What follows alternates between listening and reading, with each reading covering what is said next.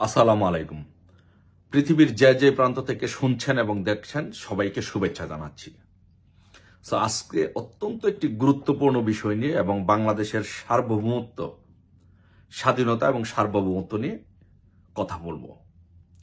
যে আমাদের এই সুদখোর মহাজন ইউনূস কিভাবে আমাদের বাংলাদেশকে এবং বাংলাদেশের সেনাবাহিনীকে এবং বাংলাদেশের জনগণকে কিভাবে বিপদের দিকে ঠেলে দিচ্ছে এবং বাংলাদেশ সেনাবাহিনীকে কিভাবে যুদ্ধের দিকে ধাবিত করছে, এটি নিয়ে আজকে বিশ্লেষণ করব। আসুন আমরা দেখি যে মূল বিষয়টা কি, কোথা থেকে এই বিষয়টার উৎপত্তি হয়েছে এবং কিভাবে আমাদের এই সুদখোর মহাজন ইউনূস বাংলাদেশ সেনাবাহিনীদেরকে মায়ানমার যুদ্ধে জড়িয়ে দিচ্ছে।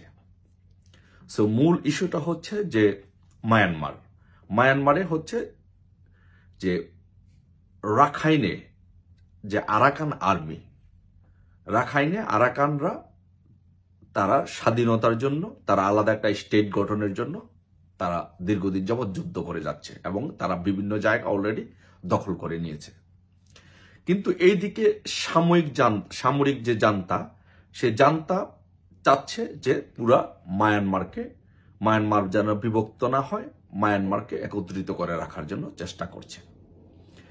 আর যে রাখাইন রাষ্ট্র গঠন করার জন্য আরাকান আর্মি যে যুদ্ধ চালাচ্ছে, এটাকে সহযোগিতা করছে মার্কিন যুক্তরাষ্ট্র এবং ভারত।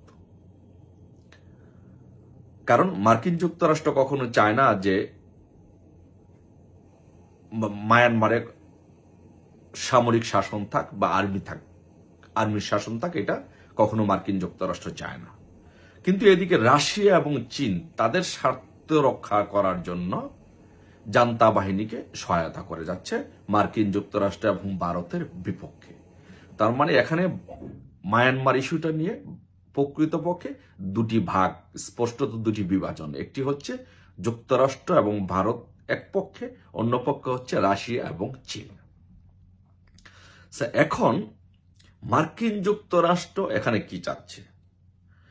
মার্কিন যুক্তরাষ্ট্র এখানে চাচ্ছে যে বাংলাদেশে একটি বেস ক্যাম্প তৈরি করার জন্য। বেস ক্যাম্প বানিয়ে সেটি তারা যেটি নাম দিচ্ছে বা তারা যেটি বলছে যে সেটি হচ্ছে যে মানবিক সহায়তা দেওয়ার জন্য তারা একটি বাংলাদেশের একটি বেস ক্যাম্প তৈরি করতে চায়। মূলত হচ্ছে এই বেস ক্যাম্প তৈরি করার উদ্দেশ্য হচ্ছে যে এই বেস ক্যাম্পের মাধ্যমে এটিকে ব্যবহার করে, করিডোর হিসেবে ব্যবহার করে এখান দিয়ে একটি সাপ্লাই চেইন তৈরি করা এবং তার মাধ্যমে এই মানবিক করিডোরের নাম দিয়ে এখান দিয়ে অস্ত্র সাপ্লাই করা এবং আরাকান আর্মিকে সহায়তা করা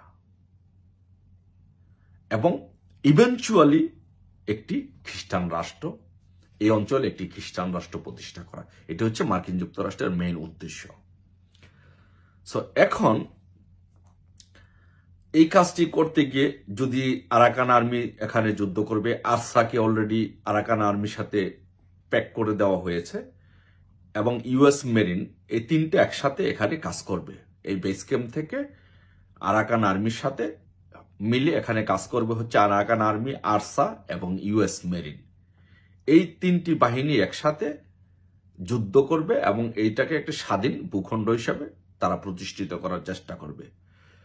কিন্তু এই কাজটি করতে গিয়ে যখন আরাকান আর্মি, আরসা এবং ইউএসএ মেরিনের উপর যখন হামলা হবে, তখন বাংলাদেশ আর্মি ব্যাকআপ দিবে, ব্যাকআপ হিসাবে এখানে কাজ করবে। তার মানে এটাকে যুদ্ধের ভাষায় এটাকে বলে প্রক্সি ওয়্যার। এখন আমার প্রশ্ন হচ্ছে যে মার্কিন যুক্তরাষ্ট্র এখানে একটি করিডোর বানাবে, এখানে একটি